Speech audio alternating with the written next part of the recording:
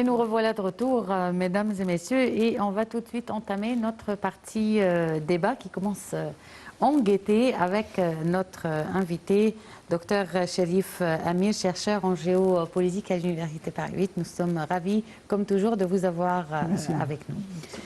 Donc aujourd'hui, l'Égypte participe à deux manifestations mondiales excessivement importantes, le G7 et la TICAD. On va commencer par, bien entendu, la participation du président Abdel Fattah al-Sisi et son allocution au sommet du G7. D'abord, il y a deux bonnes nouvelles dans la question du G7.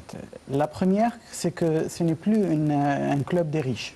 C'est maintenant, ils sont conscients qu'il y a d'autres pays qui sont là, qui sont présents. Et parmi ces pays, c'est la deuxième nouvelle, c'est l'Égypte. Et le président Abdel Fattah al-Sisi, d'abord, je salue le fait que, comme dans ses rencontres avec le président Macron, il y avait le drapeau tricolore français et le drapeau de l'Union européenne, il y avait le drapeau de l'Égypte et le drapeau de l'Union africaine. Et c'est une marque de leadership qu'on n'a jamais témoigné dans la présidence égyptienne, qu'on est là et qu'on représente l'Afrique. C'est très symbolique. Aussi parce que le président exerce actuellement la présidence de l'Union africaine. Bien sûr. Et c'est une reconnaissance de l'Égypte envers l'Afrique. On ne va jamais l'oublier pour l'Égypte et pour le président Sisi, qui n'a pas oublié l'Afrique dans ce sommet des grands chefs d'État. Le président Sisi était présent dans toutes ces réunions, et il y avait des réunions bilatérales avec ses homologues français, italiens, allemands. Et africains aussi. Africains aussi, bien sûr, parce qu'il écoute, pas les plaintes, mais les demandes du continent sur les questions envers ces pays-là qui ont une responsabilité envers l'Afrique. Vous m'avez demandé sur l'allocation du président. Le président était très clair sur plusieurs dossiers. D'abord, le dossier libyen, qui était très présent dans son discours. C'est un dossier africain, arabe, moyen-oriental, méditerranéen. Et aussi international, bien sûr, vu la situation du pétrole pour la Libye. Je trouve que le président était clair sur le point qu'il faut faire deux choses en même temps, parallèlement. Le combat du terrorisme et le développement. On ne peut pas laisser l'État libyen dans le chaos comme ça. Le président avait dit depuis 2014, depuis qu'il est devenu président de l'Égypte, c'est que la situation en Libye menace nos partenaires européens avant que ça nous menace nous. Bien sûr, on a la menace, mais on vit avec. C'est-à-dire on a heureusement une force armée excellente dans sa technologie et dans son méthode de combat, et on est présent sur les frontières ouest.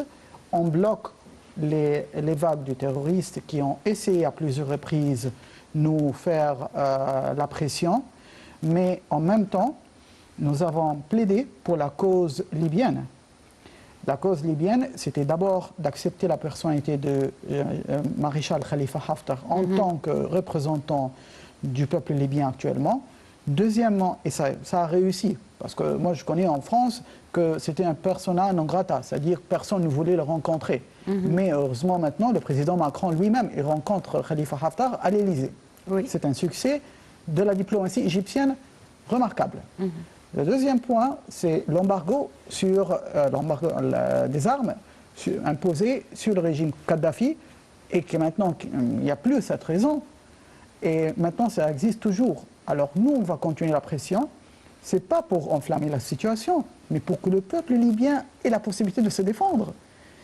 Et l'Égypte soigne très bien ce point, c'est qu'il faut une représentation de défense nationale libyenne qui réunit tous les jeunes de la Libye. Parce que la situation qui est des factions ou des mentalités tribales ou même crime organisé, ça va nuire à tout le monde.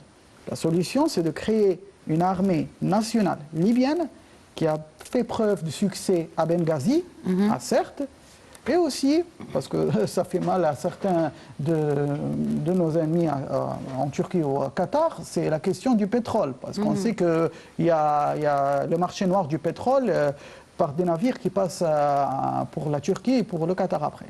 Alors on sait très bien que déjà on travaille sur cette sécurité qui aussi fait un barrage à l'immigration clandestine qui menace l'Europe tout entière.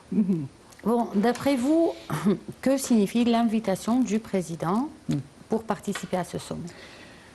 D'abord, c'est une reconnaissance du rôle du président El-Sisi en tant que personne, pas uniquement président de l'Égypte ou président de l'Union africaine.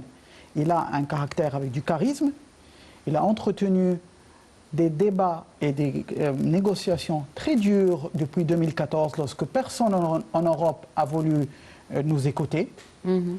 Et nos ennemis à l'extérieur, ils ont cru qu'on sera un État isolé.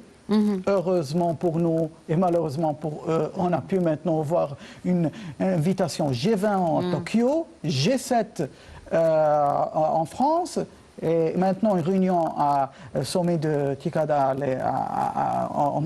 en Japon, et on est le président de l'Union africaine. C'est un fiasco pour leur stratégie nuisible à l'Égypte, ça ne marche plus. Bon. Ça grâce à sa personnalité lui-même. Mais qu'est-ce qui a fait, d'après vous, ce retournement de la situation vis-à-vis de l'Égypte? Qu'on était très honnête, le président Abdel Fattah el-Sisi était très honnête dans ses discussions avec ses homologues européens. En 2014? Depuis 2014, lorsqu'il a commencé à dire le terrorisme, ce que l'Égypte prend comme mesure, vous allez voir, vous tous, vous allez prendre les mêmes mesures. Le temps a prouvé qu'il avait raison. En 2015, il y a eu les événements tragiques de terrorisme en France. La France a pris les mêmes étapes. Même chose en Europe avec l'immigration clandestine et les éléments de Daesh qui ont infiltré le vieux continent. Il a prouvé qu'il avait raison. Deuxième point qui est très important, c'est qu'on n'a pas fait le chantage que la Turquie avait. On n'a pas dit aux Européens, écoutez, si vous allez nous aider, on va arrêter l'immigration clandestine ou faire la guerre au terrorisme. Non, on n'a pas fait ça. Ce qu'on a fait, c'est qu'on a dit, on va faire notre devoir. Vous allez voir que l'Égypte a un rôle primordial. Vous allez nous remercier après, parce que vous savez que notre rôle est un garant de paix et de sécurité. Et la doctrine des forces armées égyptiennes, c'est toujours comme ça. Se protéger la souveraineté de l'Égypte, et on n'a pas l'idéologie d'agression ou quoi que ce soit. Alors c'est pour cela, maintenant, tous les États nous font confiance à avoir l'équipement militaire le plus sophistiqué, parce qu'ils savent très bien, c'est dans les bonnes mains, entre les bonnes mains des gens qui savent travailler sur ces méthodes. Le président ici était très honnête sur ces deux points. On ne fait pas de chantage, c'est qu'on va faire la guerre au terrorisme. Et la troisième chose, c'est que c'est une guerre idéologique. Et il a évoqué à plusieurs reprises, lorsque j'étais en France, la première allocation du président ici sur le discours, c'était devant le Cheikh Al-Azhar, Cheikh Ahmad Al-Taïb, lorsqu'il a dit « Maintenant, on va voir les choses clairement. On va dire qu'il faut renouer le discours religieux. Et c'est une guerre idéologique aussi, parce que c'est notre rôle avec Al-Azhar, la plus grande université musulmane dans le monde entier. » Alors, ça, c'est les trois choses qui ont donné à l'Égypte ce retournement. D'accord. Bon, en étant en France, le président Abdel Fattah el-Sisi a fait pas mal d'entretiens avec des chefs d'État européens, africains. Il s'est entretenu également avec le président Emmanuel Macron, la chancelière Angela Merkel. Qu'ont donné tous ces entretiens? Ils ont donné une chose principale. L'Égypte a un rôle extrêmement important actuellement au Moyen-Orient. Regardez bien la carte, heureusement, et on remercie Dieu pour ça aussi, c'est qu'on est le seul pays qui a pu résister à la tempête de toutes ces révolutions. Malgré le déclin économique, malgré les pertes de nos martyrs sur le front Sinaï, même les policiers ici en Égypte, malgré les pressions médiatiques, vous savez bien sûr dans les médias comment maintenant il y a cet effet sur les réseaux sociaux, que ce soit Al Jazeera, d'autres, on a une guerre, mais franchement, il faut être un costaud pour résister à ça. On a prouvé qu'on est capable et on est encore dans cette guerre. Donc ils ont trouvé un leader qui tient à sa parole et qui continue quand même à construire son pays. Non seulement, on aurait pu dire, écoutez, nous sommes en guerre, on ferme tout, et on fait la guerre, et parce que maintenant il y a cette confrontation, on ne va rien faire autrement. Non, il y a la construction d'infrastructures, donc ils savent qu'il y a un investissement, ils savent qu'on a d'excellentes relations avec la Russie, avec le président Vladimir Poutine. avec la Chine, donc il y a une concurrence. Et le secteur du canal de Suez aussi. Donc ils comprennent tous, que ce soit les Allemands, nos amis français, nos amis italiens, ils savent tous, même Boris Johnson en Angleterre, qu'ils ont intérêt à travailler avec l'Égypte. Bon, d'après vous, qu'est-ce qui a fait que l'Égypte puisse résister à toutes ces tempêtes? D'abord, deux choses. Le Front national du peuple égyptien, c'est un peuple uni. Ils ont essayé de semer la discordance, la haine entre le peuple. Ça n'a pas marché. Ils ont essayé de surmonter la jeunesse contre son propre pays, contre l'Égypte. C'est pour cela que le président soigne souvent les conférences de jeunesse, parce qu'il sait comment les stratégies tournent autour de ces gens-là. La deuxième chose, c'est qu'on a une force armée qui était présente au moment où on avait besoin. Ce n'est pas une force armée qui a nuit à l'État, au contraire, c'est une force armée qui était présente pour aider le peuple, pour écouter le peuple, depuis la révolution de 2013, 30 juin 2013, et on a vu comment c'était une armée patriotique qu'on ne peut pas diviser du peuple. Et moi, je le sais par expérience, lorsqu'on échange avec beaucoup de chercheurs, de nos amis chercheurs à l'étranger, on nous a dit, écoutez, l'Égypte, c'est un énigme dans cette région. Je dis, pourquoi? Je dis, parce que tout simplement, en Irak, on a pu diviser les chiites et les kurdes et les sunnites les uns contre les autres. Il n'y avait plus de l'armée. De même, là-bas, en Syrie, on fait la même chose au Yémen, la même chose au Liban, en Libye aussi. En Égypte, on n'a pas réussi à le faire. Oui, c'est vrai. Alors, ça montre que nous sommes un peuple uni. Nous avons une force armée qui sort de nos maisons.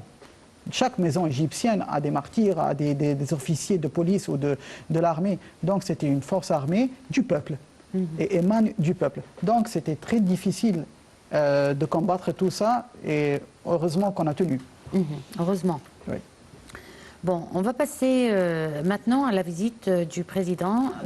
Il est arrivé ce soir au Japon et donc le sommet de la TICAD commencera demain. Tout d'abord, bien entendu, on va parler de la participation de l'Égypte à ce sommet, mais on aimerait parler du sommet en question. Quelle est son importance en général? Je pense que c'est la 7e édition peut-être de la TICAD. Ça a commencé en 1993 et c'était une initiative du Japon qui voulait exploiter l'Afrique. Mais disons que la Chine était plus rapide dans ce domaine. Mais c'est jamais trop tard, nous sommes ouverts pour la coopération avec tout le monde. Alors l'importance de ce sommet, c'est que l'Égypte est président... Je vais vous arrêter parce qu'on me dit de prendre une toute petite pause pour quelques secondes, apparemment pour régler quelque chose de technique, et on reprend tout de suite après.